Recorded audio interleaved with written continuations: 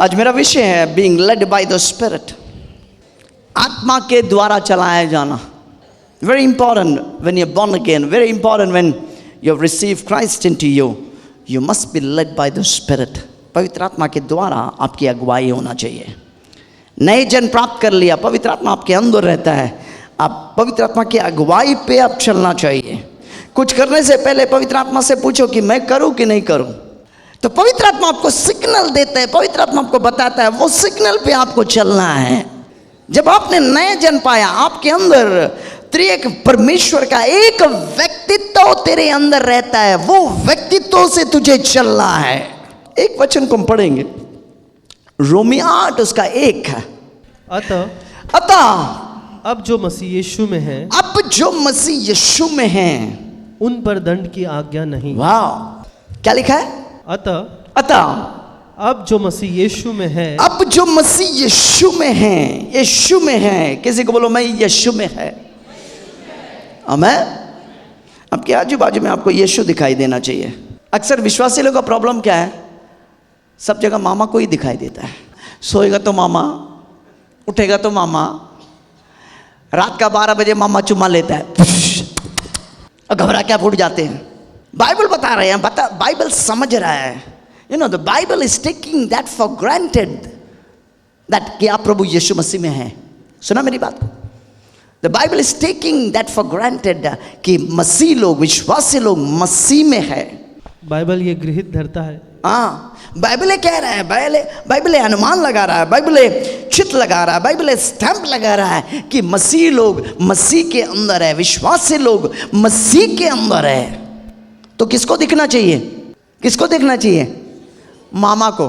एक बहन जो है किसी विश्वासी के घर पे गया, प्रभु के दास के घर पे गया, देख के जाके बैठ गया। तो वो प्रभु के दास आया, आके बैठा, बोला praise lord brother, praise lord brother ji. मैं जैसे अंदर आया, मैंने एक दुष्टात्मा को देखा, वहां बैठा हुआ था। ए बोला हाँ बोला फिर मैं दाया देखो तो एक दुष्टात्मा वहां भी था। ए प्रभु के दास फिर बोला हाँ।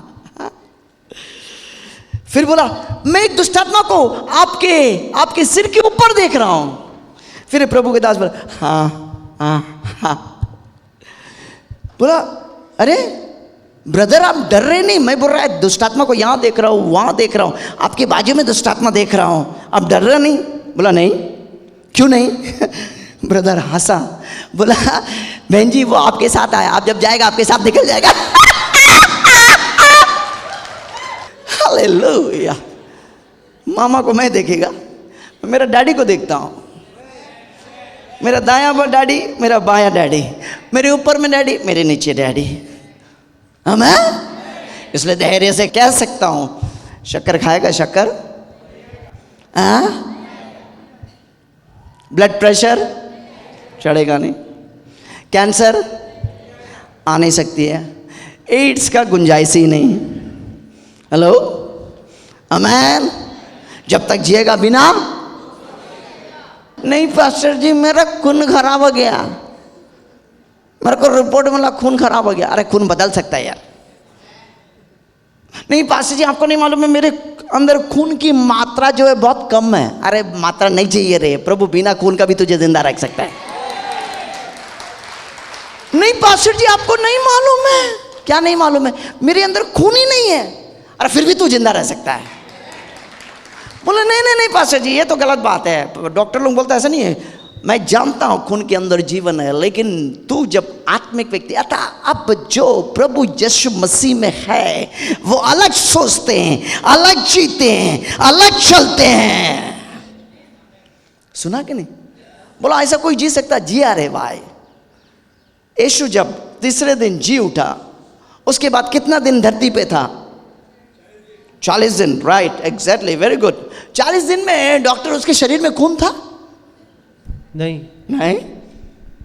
खून नहीं था, फिर बंदा जिंदा था। 40 दिन तक दिखाई दिया, उसके चेलों को दिखाई दिया। 40 दिन जिया कैसा है? बिना खून के जिया।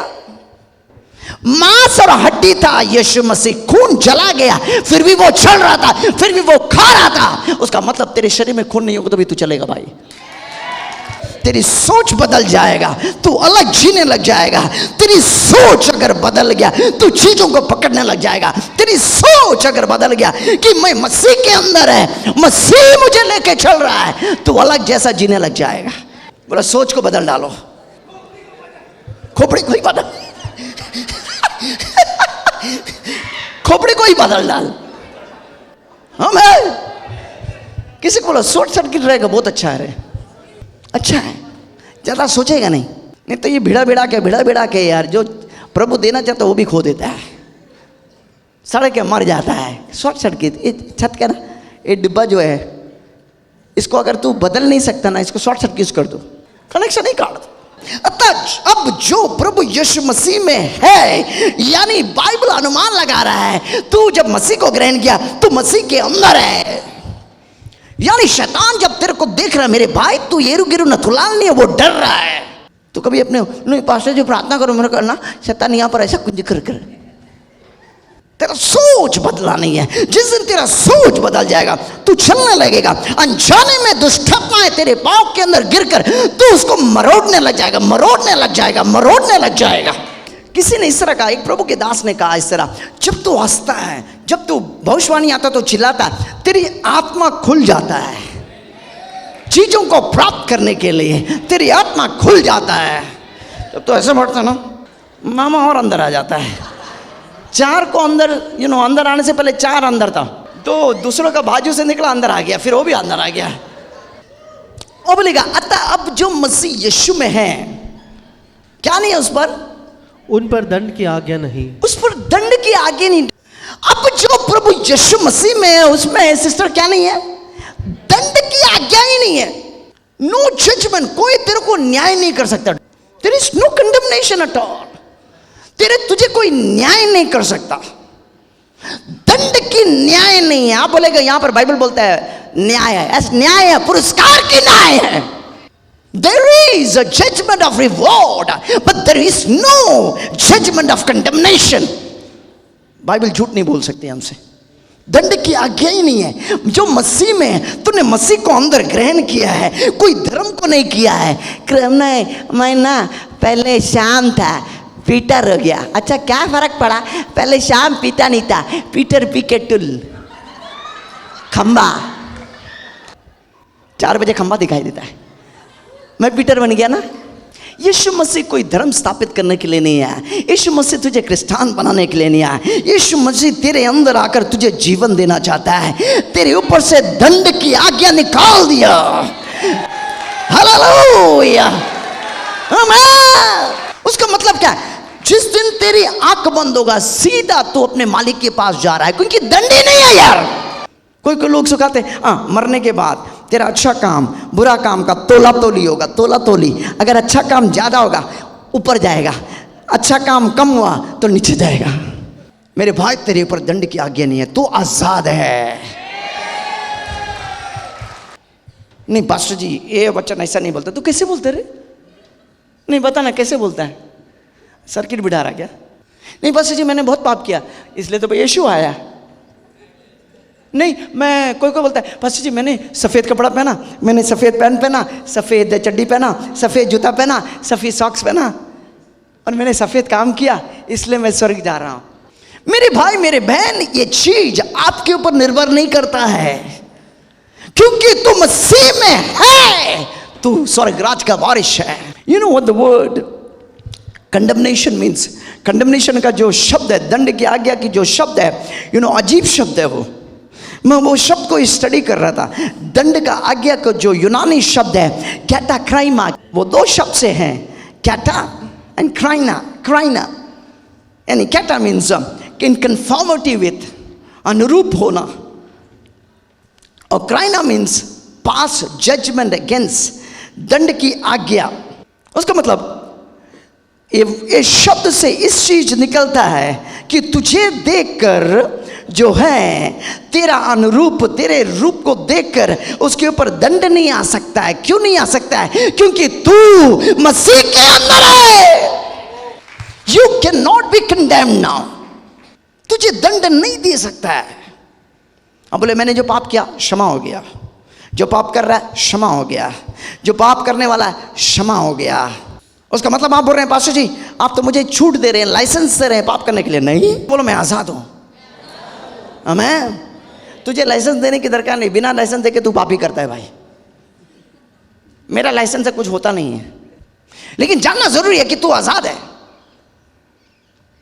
बाइबल बताते हैं, रोमी 6 में लिखा है, अब जो क्या हो गया, क्या चीज के लिए मर गया, पाप के लिए मर गया, वो फिर पाप में कैसा जिएगा। पाप के लिए क्या हो गया, दारू के लिए, वे विचार के लिए, गंदी चीज देखने के लिए, छोकरीबाजी करने के लिए, चोरी करने के लिए, झूठ बोलने के लिए मर गया। जो मर गया उसमें कैसा जिएगा यार। सपोज कोई मर गया, दारू पीने वाला है, खंबा मारने वाला, 5 बजे खंबा दिखाई देता है उसको, पति को नहीं दिखाई देता, पत्नी को नहीं दिखाई देता, बेटे को नहीं दिखाई देता, खाली खंबा दिखाई देता है। आदमी मर गया, अगले 5 बजे उसको बोतल से सजा दो, 4 और बोतल। बोला एक खंबे वाले देख बोतल है, एक तो टिप्पी मार ले, मार।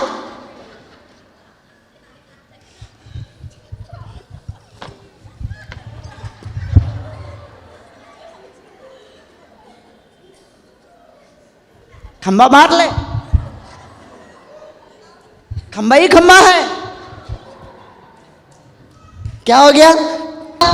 हाँ, उसी तरह एक विश्वास भी पाप के लिए मर गया, वे विचार के लिए मेरा शरीर मर गया।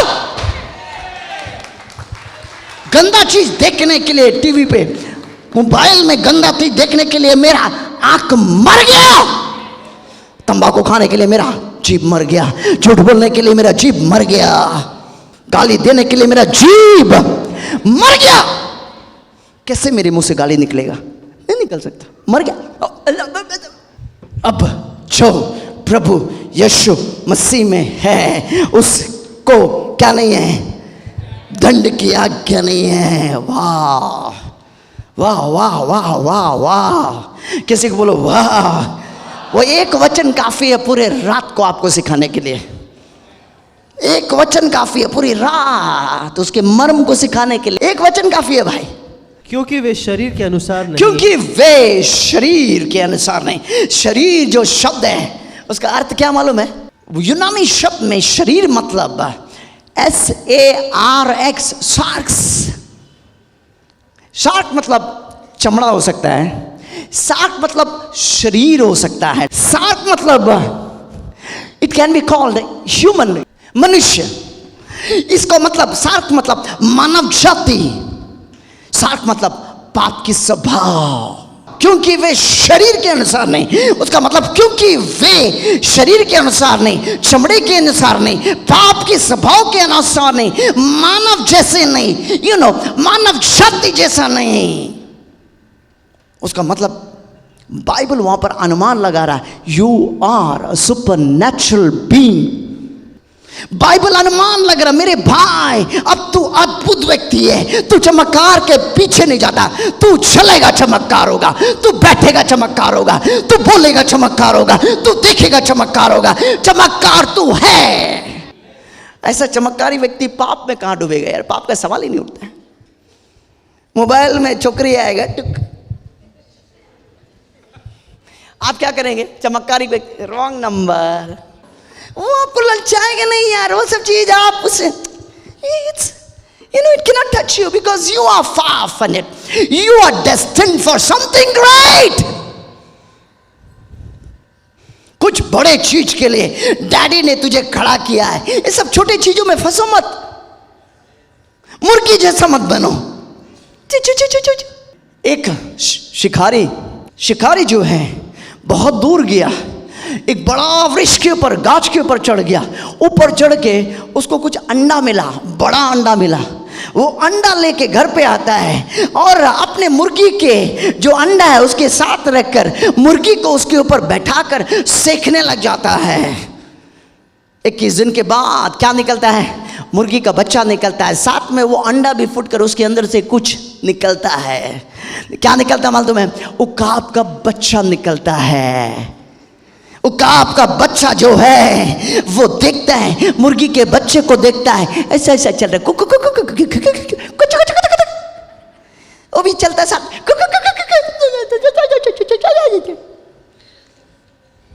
खाता है, ऐसे होते रहता, वो बढ़ने लगता है।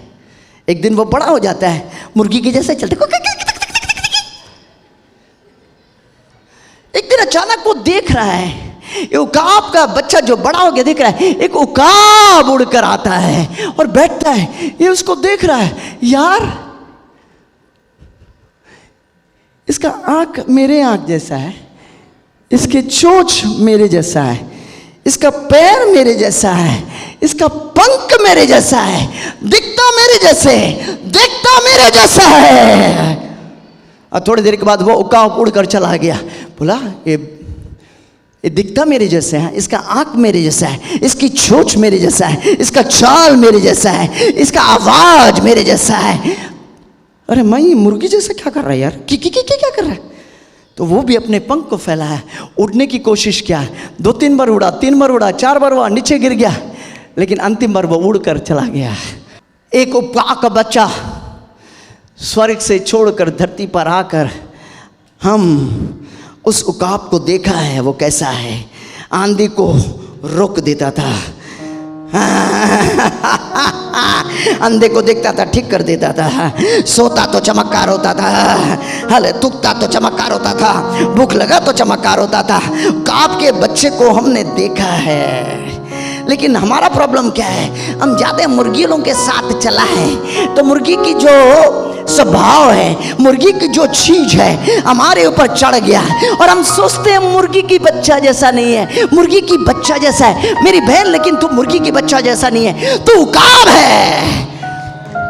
उकाब जो स्वर्ग से उतर कर आया, मसीहा, उसने इस धरती पर क्यों आया? उकाब को बनाने के लिए, अपने जैसे लोगों को बनाने के लिए आया।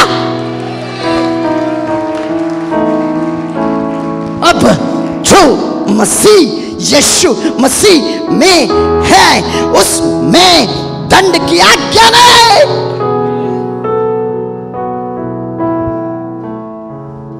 उड़ने के लिए तुझे बनाया, मसीह जैसा बनने के लिए तुझे बुलाया है। हेलो हेलो, चू करने के लिए नहीं है। शैतानिया लंबा मारा, पास्टर प्रार्थना करो, हाँ चलो निकल गया। ये बच्चा है तो उसको निकालना पड़ता है, लेकिन ये बच्चों के लिए भाई, जब तू बढ़ जाएगा, चलने लग जाएगा, शैतान लात मारने आएगा। 10 किलोमीटर दूर से अनुमान लगा रहा है, छोटे दुष्ट आत्मा से बात कर रहा है, देख भाई जा मत वहां पर, उसकी वहां पर जाएगा मार पड़ेगा, बहुत मार पड़ेगा, जा मत। मैं गया था, बहुत लात पड़ा रही, तू जा मत। बोलता नहीं मैं कोशिश करके आता है, सामने आ रहा, सामने आ रहा है। 2 किलोमीटर दूर में ही आत्मिक क्षेत्र में तेरा जो एंटीना है पकड़ लिया, उसको लात मार दिया। उसके आगे पढ़ो, क्योंकि वे शरीर के अनुसार नहीं, वरन आत्मा के अनुसार चलते हैं। आत्मा के अनुसार, you walk according to the wavelength of the Holy Spirit. You are called to walk according to the wavelength of the Holy Spirit. तुझे बुलाया गया मेरे बहन, पवित्र आत्मा के साथ साथ चलने के लिए। पवित्र आत्मा तेरे अंदर आकर तेरे आत्मा के साथ एक हो गया, तुझे बुलाया आत्मा जैसे चलने के लिए। अब तू शरीर में नहीं चलते, तू आत्मा में चलते हैं। जब तू आत्मा में चलते हैं, चीजों को आत्मिक तौर से पकड़ लेता है, उड़ने से पहले जान लेता है, पाने से पहले आ जाता है। पास्टर मेरा 4 कंपनियां होंगे, आमीन। अब पढ़ाई कर रहा है, 4 कंपनियां होगी आपका, यस। बिजनेस चालू नहीं किया, पास्टर मैं 4 करोड़ का बिजनेस करने वाला। 4 करोड़ का जो पॉकेट है नहीं, जाने के लिए पैसा नहीं है। आत्मिक क्षेत्र में चीजों को तो पकड़ लेता है।